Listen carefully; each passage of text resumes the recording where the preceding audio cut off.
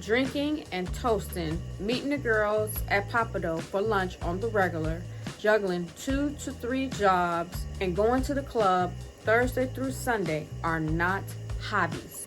You need to add a bit of spice to your life so that you won't feel bored and unfulfilled, and spend all of your free time stalking his Instagram profile and doing something unladylike or regretful. This curated list of elevated hobbies adds enrichment in your life. As a woman, it is so important to have your own interests and hobbies. Not only do they make you look interesting as a person, they also contribute to your individual development. There are many of us who believe we don't have time for our hobbies. If you're struggling to do so, start monitoring your daily screen time. For example, a social media detox can free up a significant amount of free time. As the saying goes, most time is wasted in minutes, not in hours. So if you've ever considered doing a social media detox, this is your sign to go ahead and do it. You'll start to feel freer and one with your interests. If you made it this far in the video, you are ready to change your life. I just want to commend you. I just want to let you know that you got this. Confidence, discipline, and it's time to put it all together. These activities are a part of life's simple pleasures that add joy and fulfillment. Hobbies are an integral part of learning and development, and you want to be an intriguing person and have things in your life that you are passionate about that you can bring into conversations, and hobbies are the best and easiest ways to do that. Here's a list of feminine hobbies that will add a touch of elegance, grace, and softness to your day-to-day. So grab a cup of organic coffee and find a cozy spot to relax, and let's get started. Number 1, salsa dancing.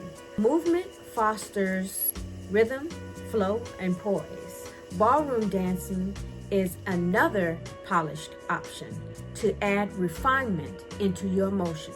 The bonus, correct posture. Number 2, floral arrangement skills. Learn the art of creating beautiful floral arrangements. Working with flowers brightens your mood.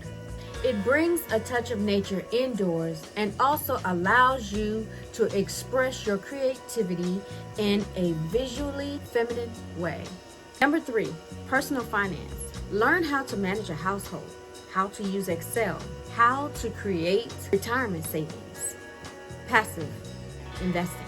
These are all things that you can bring into dialogue and pull from your bank of knowledge on this specific topic, because people are blown away when someone is knowledgeable about money and future gain. Number 4, take up trad wife feminine hobbies like baking cakes and cooking. And number 5, gardening and sewing. Oh, so feminine, so girly. I know there's something on this list for everyone. Did I miss anything? I feel horseback riding is very majestic. There's golfing, tennis, and public speaking. The more you are able to do the hobby, your charm will make an improvement. So all of those beautiful activities will help you level up your life and enrich it with some engaging activities that make you feel more luxurious and sophisticated. Thank you so much for watching this video. Until next time. When I was 30, if I thought about 50, I thought that is an awful long way away, and I don't really need to think about it. And then I blinked and I'm 50. That's crazy. Time flies. But I never made it to law school. And I never got to see Paris in the spring. I never got to stay over in Yellowstone because it was too crowded. Well, no, it's just that I put things off, and I kept putting them off. And I would say, oh, we'll do it next year. And then that next year would come, and I'd say, oh, next year. And I don't want to do that anymore. What's your favorite quote? I have one by the British Prime Minister Benjamin Disraeli from the 19th century, which was, never complain, never explain. And what it means is, don't complain about life. Don't explain what you're doing or why you're doing it. Just do it. By whining and complaining, all you're doing is making people think bad things about you. You're looking weak, you know? And when you complain a lot, you have a mindset where everything is kind of a potential complaint. Stop whining and stop explaining yourself and just do things in the world and let your actions speak for themselves.